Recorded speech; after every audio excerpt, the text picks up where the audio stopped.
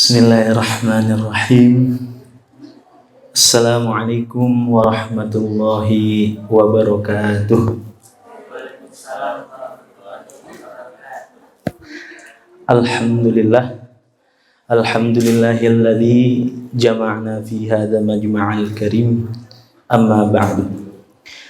Yang pertama, marilah kita panjatkan puja dan puji syukur kita kehadirat Allah Subhanahu wa ta'ala. Maka dapatlah kita berkumpul di tempat yang semoga Allah berkahi ini. Amin amin ya rabbal.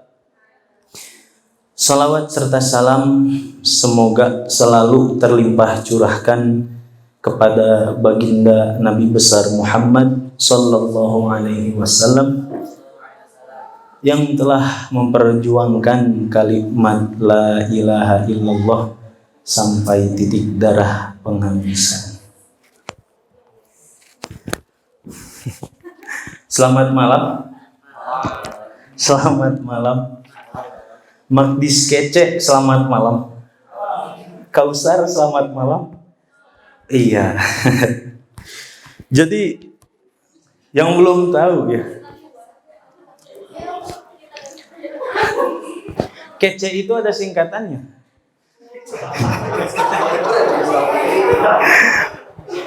Ya, kece itu singkatannya Kausar emang cantik emang gitu. Iya, enggak.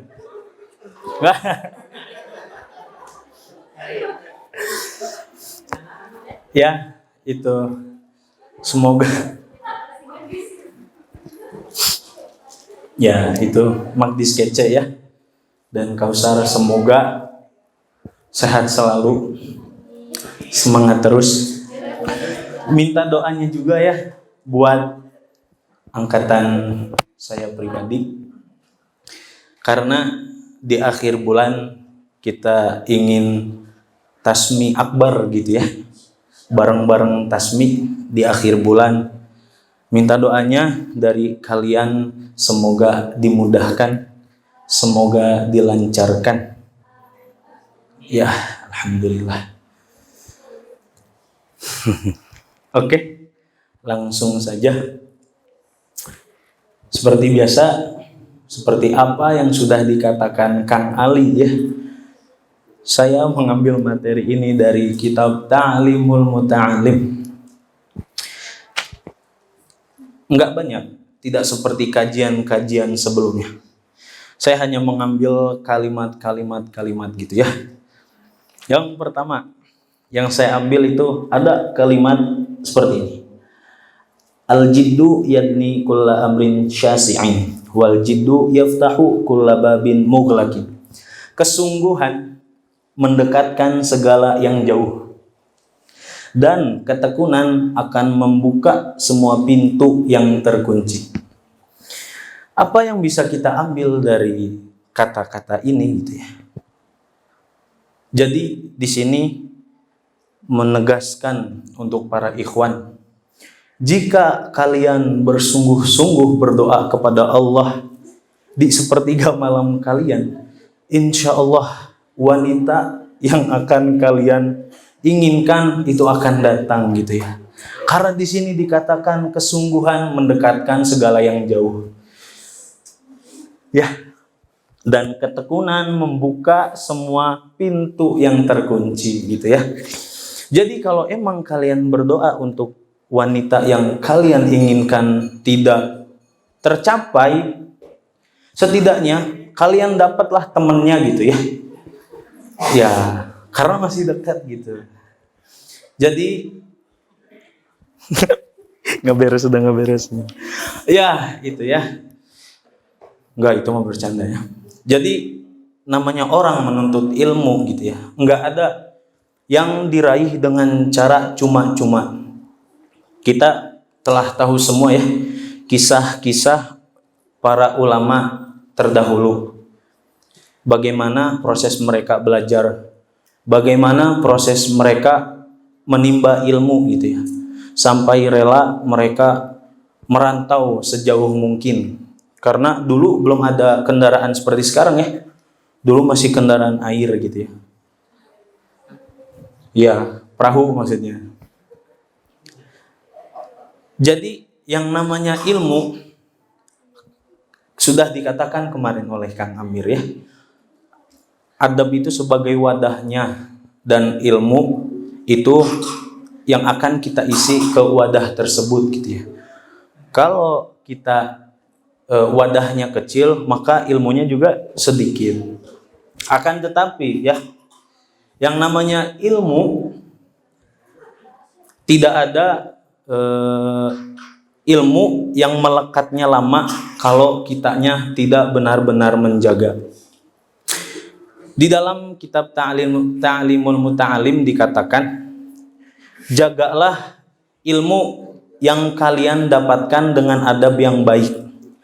Karena ilmu tidak akan lama berada di hati kalian gitu. Di kitab tersebut pun dikatakan as-sabaku harfun. Belajarnya satu huruf, watikroru alfun. Pengulangannya harus beribu-ribu gitu ya. Itu satu huruf ya.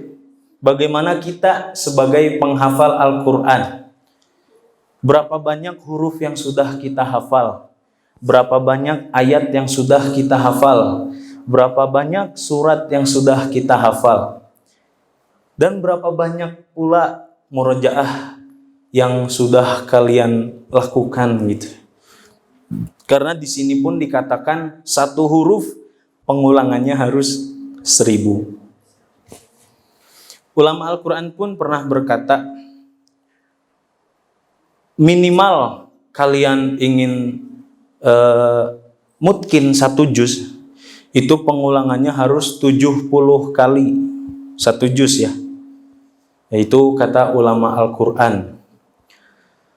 Bagaimana kalau buat orang yang misalkan ngaji ziyadah, habis ziyadah lepas, ziyadah lepas, nggak selesai gitu ya. Tadi pagi pun sudah dikatakan oleh Ustadz Heri, bagaimana balasan untuk orang yang telah mendapatkan Al-Quran kemudian mereka meninggalkannya gitu. Palanya ditimpa batu ya, yang sangat besar sampai hancur, kembali lagi hancurin lagi, kembali lagi hancurin lagi. Jadi kita sebagai penghafal Al-Quran, sebenarnya kita itu sudah mengambil resiko tersebut gitu. Kita sudah mau menghafal, tanggung jawab kita mau menjaganya gitu ya. Karena mencari ilmu itu kalau memang nggak ada dorongan itu sulit ya. Banyak orang yang mau nyari ilmu tuh terlalu banyak memikirkan, nanti ketuaan gitu ya. Nanti nikahnya kapan misalkan. Nanti nggak nikah-nikah. Sedangkan umur udah berapa? Paling tua di sini siapa? Misalkan Ali ya, udah berapa Li? 26. Ya misal ini Mali, misal. Tahu lu masih muda Li. Ya, misalkan nyari ilmu tuh Ali nih pengen kuliah lagi dari sini. Mikirin, aduh, ini umur udah segini gitu ya. Di gimana mau nikah takut nggak dapet gitu ya. Tenang Li, banyak cewek di belakang tuh ya. Di belakang. Ya, ada sebuah cerita gitu ya.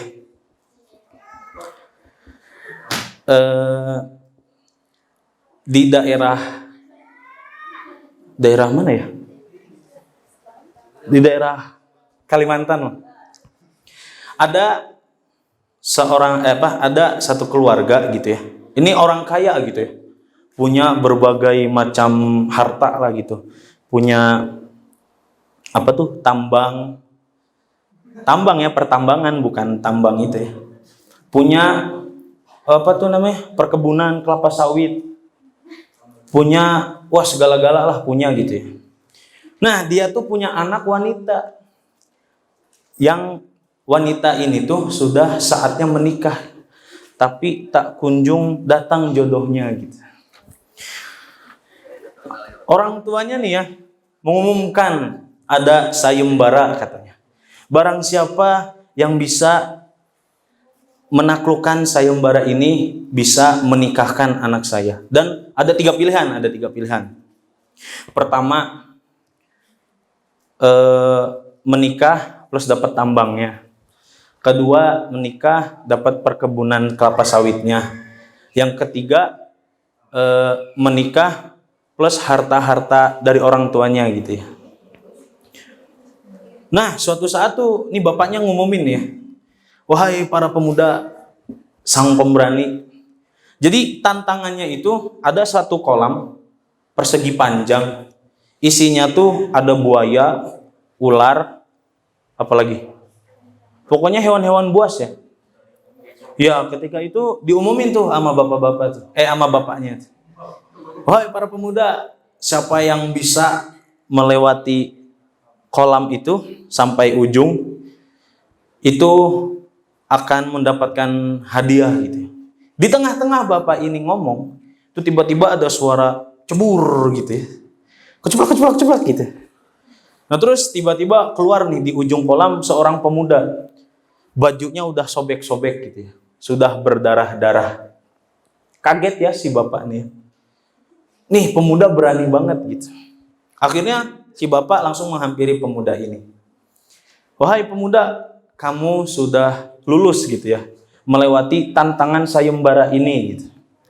Akhirnya ditanya, suruh milih pilihan yang pertama, nggak mau. Pilihan yang kedua, nggak mau juga. Pilihan yang ketiga, nggak mau juga. Terus bingung si bapak ya, terus kamu maunya apa gitu. Dijawab sama pemuda ya, saya cuma mau nanya, katanya, yang ngedorong saya siapa katanya.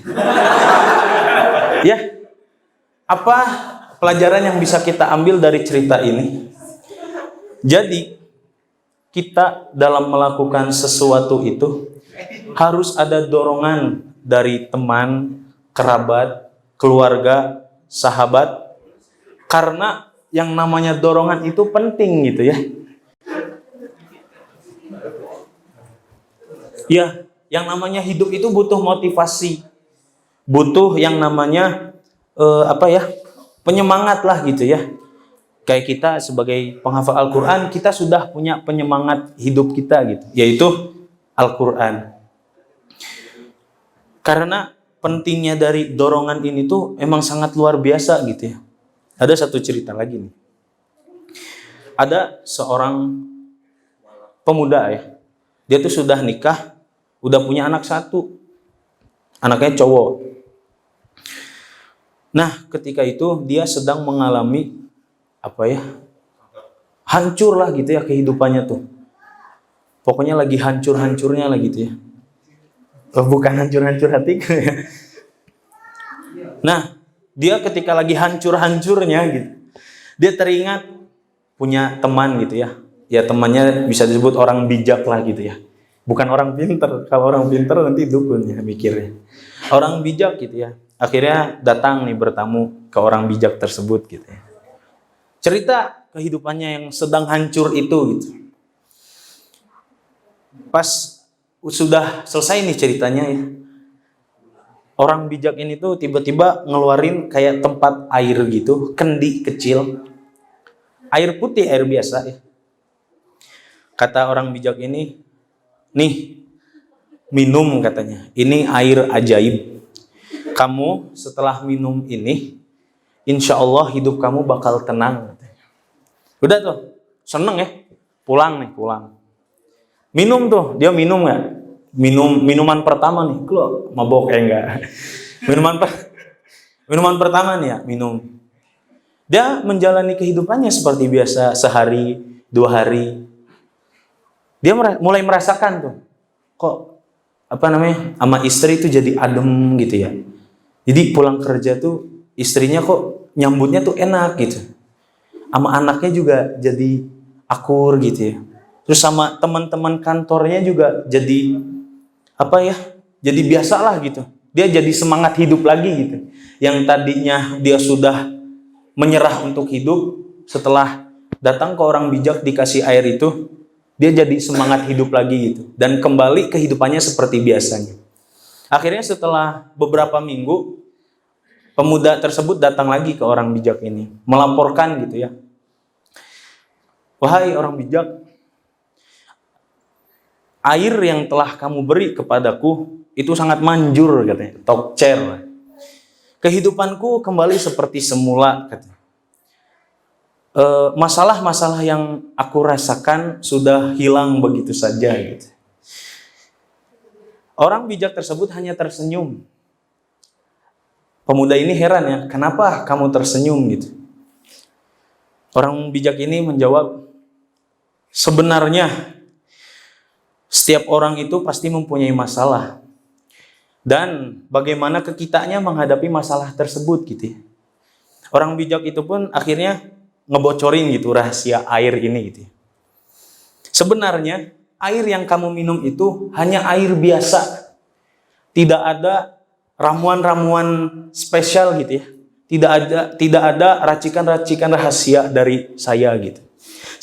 Sebenarnya air ini tuh air biasa, air mineral, air galon. Kaget ya pemuda itu gitu. Ya akhirnya orang bijak ini kembali menjelaskan kepada pemuda ini. Ya karena setiap masalah itu gimana kitanya gitu ya. Menghadapi masalah tersebut gitu. Kalau diibaratkan segenggam garam ditaruh di gelas, di gelasnya ada air segelas gitu ya. Rasanya bagaimana? Pasti asin gitu ya. Dan kalau segenggam garam kita lempar ke satu kolam, kita cobain airnya, pasti nggak ada rasanya gitu. Ya ibarat hati kita bagaikan gelas dan kolam tersebut gitu ya. Menghadapi masalah hidup ini gitu. Kalau kita menanggapinya dengan hati yang sempit, maka masalah tersebut akan terasa besar. Tapi kalau kita menanggapinya dengan hati yang luas, kita akan mungkin tidak akan pernah merasa kita tuh punya masalah gitu. Berjalan aja gitu. Kalau kata di kitab Ta'limul Muta'alim bahasanya begini. Wa ta'dhumu fi 'ainis shaghiri sigharuha wa tasghuru fi 'ainil 'azimi 'azaimu. Urusan yang sepele itu akan terasa besar di mata orang yang berjiwa kerdil. Dan urusan yang besar akan terasa ringan di mata orang yang berjiwa besar. Jadi pada intinya kalau kita ingin menuntut ilmu dan benar-benar ingin mendapatkannya, lapangkanlah hati kalian. Ikhlaskanlah belajarnya gitu ya. Maafkanlah kesalahan-kesalahan guru kalian gitu. Karena keberkahan ilmu datangnya dari situ. Ibarat kalau kita jatuh cinta sama seseorang, pengen ngelamar seorang wanita, kalau kata teteh yang tadi pagi ya, datangi bapaknya, jangan datangi anaknya, cemen katanya gitu ya.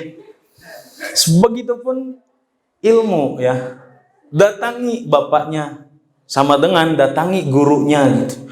Jangan cuma mau ilmunya doang. Jadi kasarnya habis manis sepah dibuang gitu ya. Kita tuh jangan sampai misalkan ikut kajian, ketika kajian itu selesai, lepas begitu aja ilmu kita tuh, jangan ya. Kita harus ikat ilmu itu dengan yaitu tadi, lapangkan hati kita, ikhlaskan hati kita ketika ingin belajar gitu ya. Kalau kita sudah mendapatkan ilmunya tersebut, baru selanjutnya ada tugas selanjutnya ya. Karena tahap kita sekarang itu masih mencari ilmu. Tapi karena kita di sini ya, kalau kita pulang baru, karena ada hadis yang mengatakan khairukum man ta'allamal Qur'an wa 'allamah. Jadi setelah kita belajar harus diamalkan. Diamalkan ini banyak bentuknya. Ada kita mengajarkannya kembali, ada kita yang melaksanakan ilmu yang sudah kita tahu gitu. Karena Rasulullah pun pernah menyampaikan kepada sahabat, balighu anni walau ayah. Sampaikan apa yang pernah aku sampaikan kepada kalian, walaupun satu ayat.